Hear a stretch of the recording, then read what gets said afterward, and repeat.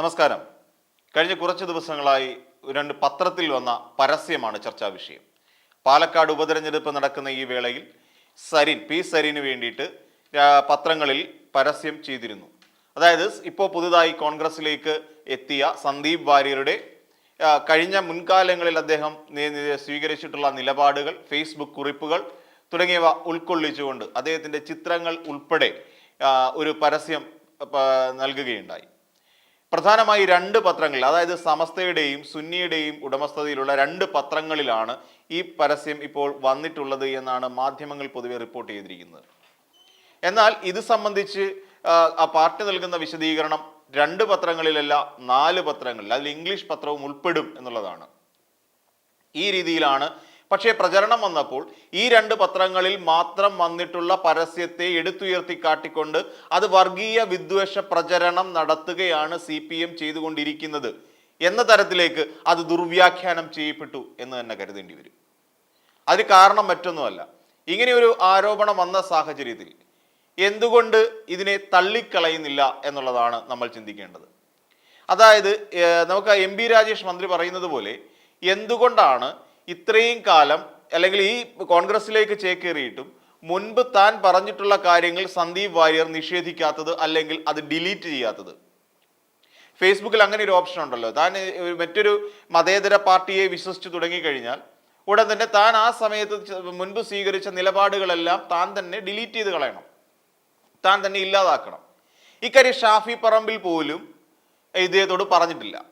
ഇവിടെ വർഗീയ വിദ്വേഷ പ്രചാരകന്മാരായി CPM മാറുന്നു എന്നുള്ള തരത്തിൽ ചന്ദ്രിക 2-3 ദിവസമായിട്ട് അവർ മുഖപ്രസംഗം എഴുതിക്കൊണ്ടിരിക്കുകയാണ്. ഭയങ്കര അതിശക്തമാണ്. എന്തുകൊണ്ടാണ് ബാക്കി 2 പത്രങ്ങളെ കുറിച്ച് മിണ്ടാതെ പോയത്? ആ വർഗീയതയുടെ കാളിയനാണ് CPM എന്നുള്ള തരത്തിലല്ലേ ആ പ്രസ്താവനകൾ വരുന്നത്?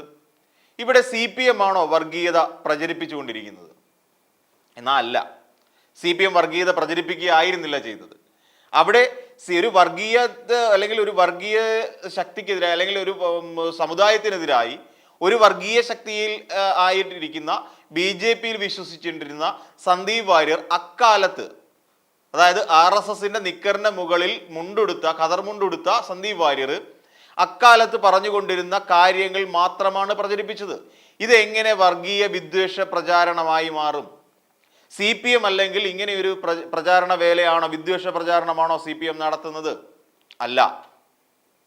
ഒരു വിദ്വേഷ പ്രചരണം നടത്തിയ കാര്യങ്ങൾ പൊതുജനങ്ങളുടെ അറിവിലേക്കായി എത്തിക്കുന്നു എന്ന് മാത്രം. ഈ ഷാഫി പറമ്പിലുമായി കൈകോർത്തുകൊണ്ടാണല്ലോ അല്ലെങ്കിൽ ആ ഒരു തരത്തിൽ പാലക്കാട് ഏറ്റവും അധികം ചാർജുള്ള ഒരാളാണ് ഷാഫി പറമ്പിൽ. അപ്പൊ ഷാഫി പറമ്പിലുമായി കൈകോർത്തുകൊണ്ടാണല്ലോ സന്ദീപ് വാര്യർ ഇറങ്ങുന്നത്.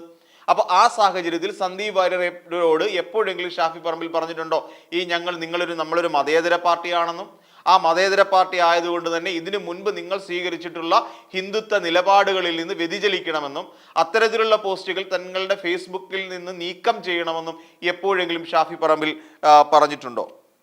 ഇല്ല. അപ്പോൾ ഈ സന്ദീപ് വാര്യർ ഇതിനു മുൻപ് കോൺഗ്രസിലേക്ക് എത്തുന്നതിന് മുമ്പ് നടത്തിയ വർഗീയ പ്രചരണങ്ങൾ CPM പൊതുജന മധ്യത്തിൽ തുറന്നു കാണിച്ചു. ഇങ്ങനെയാണ് സന്ദീപ് വാര്യർ ചെയ്തുകൊണ്ടിരിക്കുന്നത്, ഇങ്ങനെയായിരുന്നു സന്ദീപ് വാര്യർ ചെയ്തുകൊണ്ടിരിക്കുന്നത് എന്ന് ജനങ്ങളെ ബോധ്യപ്പെടുത്തുന്ന തരത്തിലുള്ള ഒരു നീക്കമായിരുന്നു നടത്തിയത്.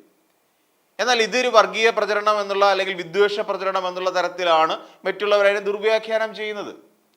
ഇവിടെ വർഗീയ പ്രചരണം അല്ലെങ്കിൽ വർഗീയ വിദ്വേഷ പ്രചരണം അല്ലല്ലോ നടത്തിയിരിക്കുന്നത്. സന്ദീപ് വാര്യർ പറഞ്ഞ കാര്യങ്ങൾ പറഞ്ഞിരിക്കുന്നു. That's all. അത്രേ ഉള്ളൂ. ഇത് സരിന് ഇതിന് വോട്ട് വർദ്ധിപ്പിക്കുമോ എന്ന് ചോദിച്ചു കഴിഞ്ഞാൽ അറിയില്ല. ഈ പറയുന്ന ജനങ്ങളുടെ കയ്യിലാണ്. ജനങ്ങൾ ഈ പലതും തിരിച്ചറിയേണ്ട സാഹചര്യങ്ങളിലൂടെ തന്നെയാണ് പാലക്കാട് ഉപതെരഞ്ഞെടുപ്പ് കടന്നുപോയത്. ജനങ്ങൾ പലതും മനസ്സിലാക്കേണ്ടതുണ്ട്. അപ്പോൾ അങ്ങനെ ചില മനസ്സിലാക്കലുകൾ വന്നു കഴിഞ്ഞാൽ മാത്രമേ അത് വോട്ടിങ്ങിനെ ബാധിക്കുകയുള്ളൂ. ഇത് സരിന് അല്ലെങ്കിൽ മറ്റൊരു സ്ഥാനാർത്ഥിയെ കുറിച്ചാണോ കുറ്റം പറഞ്ഞിരിക്കുന്നത്? അല്ല. അതായത് ഒരു സ്ഥാനാർത്ഥിയെ കുറ്റം പറഞ്ഞിട്ടേയില്ല. സരിൻ എന്ന് പറയുന്ന ആളിനെ കുറിച്ച് നല്ല കാര്യങ്ങൾ എഴുതിയിട്ടുണ്ട്. അത് സ്വാഭാവികം, പരസ്യമല്ലേ. രാഹുൽ മാങ്കൂട്ടത്തിലിനെ കുറിച്ച് ഇവിടെ പരാമർശമുണ്ടോ? ഇല്ല. ഉള്ളത് സന്ദീപ് വാര്യരെ കുറിച്ച് മാത്രമാണ് കൂടുതൽ പരാമർശമുള്ളത്. അപ്പോൾ അതിൻ്റെ അർത്ഥം സന്ദീപ് വാര്യർ ഇനിയെങ്കിലും ഈ പറയുന്ന ഫേസ്ബുക്ക് പോസ്റ്റുകൾ നീക്കം ചെയ്യുക, എന്നിട്ട് ഞാനൊരു മതേതരനാണ് എന്നുള്ള നിലയിൽ ഉറച്ചു നിൽക്കുക. ഈ പറയുന്ന പോലെ കോൺഗ്രസിലേക്ക് ചാടിയതിനു ശേഷവും RSSന് ഭൂമി കൊടുക്കാൻ നിൽക്കുന്ന ഒരാളാണ്.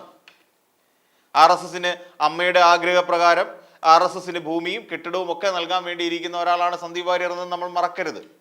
അപ്പോൾ ഈ പറയുന്ന പോലെ RSSന്റെ നിക്കറിന്റെ മുകളിലേക്ക് ഒരു ഖദറിന്റെ മുണ്ടുടുത്തു എന്ന് മാത്രമാണ് സന്ദീപ് വാര്യർ ആകെ ചെയ്തിട്ടുള്ളത്. അദ്ദേഹത്തിന്റെ ഉള്ളിലുള്ള ഞാനത് ചോദിച്ചുകൊണ്ട് ഇതിനകത്തൊരു വലിയ പ്രശ്നം വരുന്നത്, സന്ദീപ് വാര്യർ ഇത്രയും കാലം പറഞ്ഞത് എന്തുകൊണ്ട് സന്ദീപ് വാര്യർ തന്നെ തള്ളിക്കളയുന്നില്ല?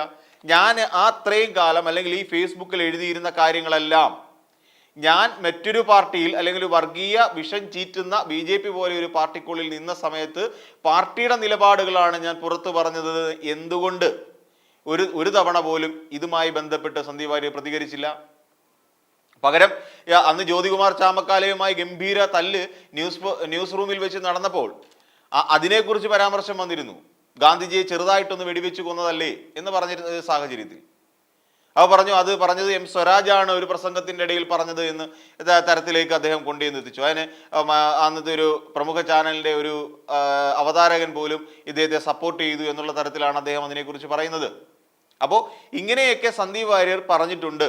എന്നാൽ അത് തൻ്റെ നിലപാടല്ല എന്നും താനൊരു പച്ചയായ മതേതരവാദിയാണെന്നും അതോടൊപ്പം തന്നെ എൻ്റെ നിലപാടുകൾക്കപ്പുറത്ത് നിന്നുകൊണ്ട് പാർട്ടി നിലപാടുകളാണ് ഞാൻ അക്കാലത്ത് പറഞ്ഞിട്ടുള്ളത് എന്നും എന്തുകൊണ്ട് സധൈര്യം പറയാനുള്ള ശേഷി സന്ദീപ് വാര്യർക്ക് ഇല്ലാതെ പോയി? ഇപ്പൊ സന്ദീപ് വാര്യർ ഇങ്ങോട്ടേക്ക് വന്ന CPM-ലേക്ക് വന്ന നല്ലൊരാളും CPM-ന് പുറത്തേക്ക് പോയി കോൺഗ്രസ് പാർട്ടിയിലേക്ക് ചേർന്നാൽ മോശപ്പെട്ട ഒരാളും എന്നുള്ള കണക്കിലല്ല പറയുന്നത്. നിലപാടുകൾ പുതിയൊരു നിലപാടിലേക്ക് അല്ലെങ്കിൽ പുതിയ ചില വിശ്വാസങ്ങളിലേക്ക് എത്തുമ്പോൾ പഴയ വിശ്വാസങ്ങളുമായി ബന്ധപ്പെട്ട എല്ലാ ശേഷിപ്പുകളും തുടച്ചു നീക്കേണ്ടത് ആവശ്യമാണ്. അല്ലെങ്കിൽ ഈ രീതിയിൽ സമൂഹ മധ്യത്തിൽ അത് വലിയ ചർച്ച ചെയ്യപ്പെടും. അത് പിന്നെ ഈ പറയുന്ന പോലെ വർഗീയ കക്ഷികളുമായി ഞങ്ങൾക്ക് ചങ്ങാത്തമില്ല എന്ന് എപ്പോഴെങ്കിലും സമ്മതിച്ചിട്ടുണ്ടോ?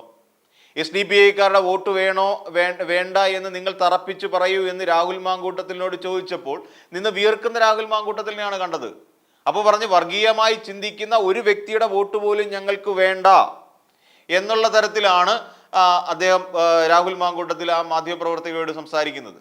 അതേസമയം ഞങ്ങൾക്ക് SDPI-ക്കാരുടെ വോട്ട് വേണ്ട എന്ന് പറയാനുള്ള ധൈര്യമുണ്ടോ എന്ന് ആ പ്രവർത്തക ചോദിക്കുമ്പോൾ അതിന് വ്യക്തമായ ശക്തമായ ഒരു മറുപടി, ആ രീതിയിലുള്ള ഒരു മറുപടി രാഹുൽ മാങ്കൂട്ടത്തിൽ നിന്ന് നൽകാൻ സാധിക്കുന്നില്ല. പിന്നെ എവിടെയാണ് മതേതരത്വം എന്ന് പറയുന്നത്?